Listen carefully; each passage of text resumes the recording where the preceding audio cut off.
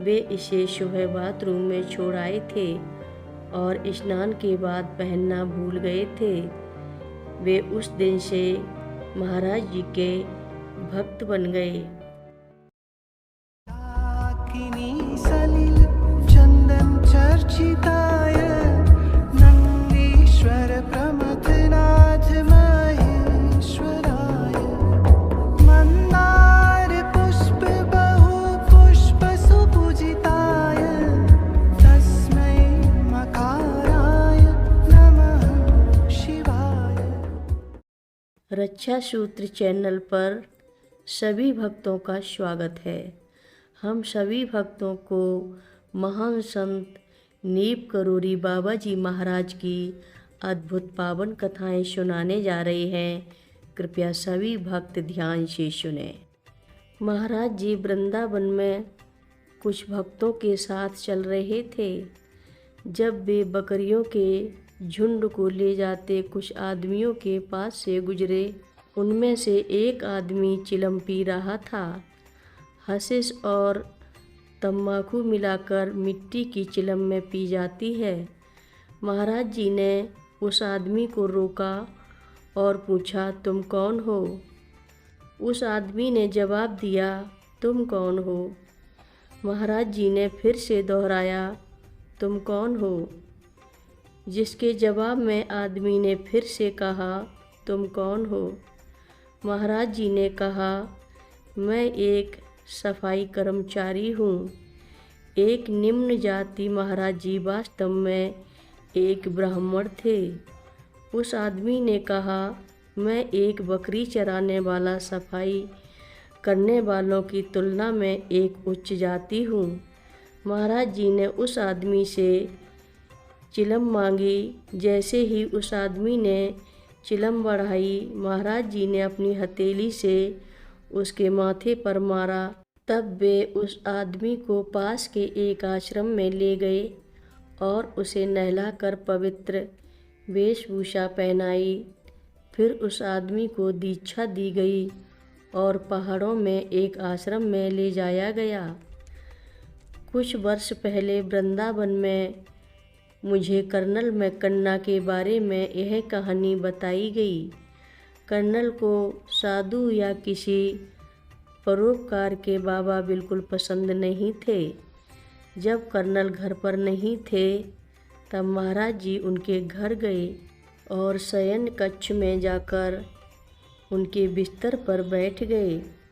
भारतीय नौकर उन्हें ऐसा करने से रोक नहीं पाए। जब कर्नल मैकन्ना घर लौटे तो नौकरों ने उन्हें बताया कि महाराज जी वहाँ हैं। कर्नल बहुत गुस्से में थे। अपने शयन कक्ष में महाराज जी को गालियाँ देने के लिए दंदनाते हुए पहुँचे। महाराज जी ने बस कर्नल को देखा। उन्होंने कर्नल को प्रेम से इतना दीप्तिमान किया होगा कि कर्नल तुरंत एक भक्त में बदल गए। कर्नल ने साधुओं के प्रति अपने बुरे व्यवहार को बंद कर दिया और बाद में जनरल मैकन्ना के पद पर पदोन्नत हुए। बेयरफुट इन द हट में एक पुरानी कहानी का ब्यौरा दिया गया है जो महाराज जी के आध्यात्मिक गुण दृष्टिकोण का दृष्टांत देती है। मेरे पिता के एक भक्त सहयोगी थे जो लगातार उनका मजाक बनाते थे, क्योंकि मेरे पिताजी बाबा जी से बहुत सम्मोहित थे। वे कहते थे, मुझे विश्वास नहीं होता कि आप इन धोखेबाज लोगों की बातों में आ जाते हैं। वैसे भी ये सब निरर्थक बातें हैं और मैं हैरान हूँ कि आपके जैसा बुद्धिमान और वैज्ञानिक व्यक्ति इसके चक्कर में पड़ गया है। मेरे पिता उनसे कहते थे कि व्यक्तियों के वे उनसे विश्वास करने को नहीं कह रहे थे, इसलिए उन्हें अकेला छोड़ देना चाहिए।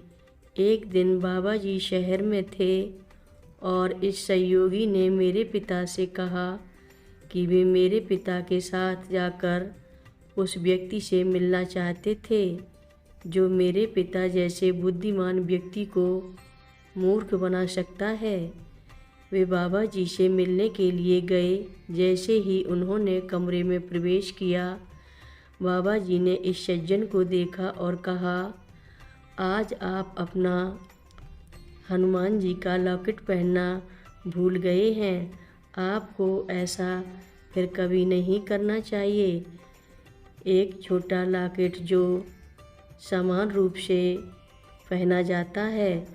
आदमी ने अपने सीने पर हाथ रखा और पीला पड़ गया। वे मेरे पिता की तरफ मुड़े और उन्होंने बताया कि जब वे एक छोटे से बच्चे थे तब गंभीर रूप से बीमार हो गए थे। तब एक बाबा जी के भक्त ने उन्हें यह लॉकेट दिया था और कहा था कि इसे कभी मत उतारना, क्योंकि यह उनकी रक्षा करेगा। यह पहली बार था कि वे इसे पहनने के लिए भूल गए थे। वे इसे सुबह बाथरूम में छोड़ आए थे और स्नान के बाद पहनना भूल गए थे। वे उस दिन से महाराज जी के भक्त बन गए। हर रोज़ महाराज जी की कथाएं सुनने के लिए रक्षा सूत्र चैनल को अवश्य सब्सक्राइब करें, शेयर करें और लाइक करें। घंटी बजाना ना भूलें। कमेंट बॉक्स में लिख भेजें, जय नीम करोली बाबा जी महाराज। बोलो नीम करोली बाबा जी महाराज की जय बोलो।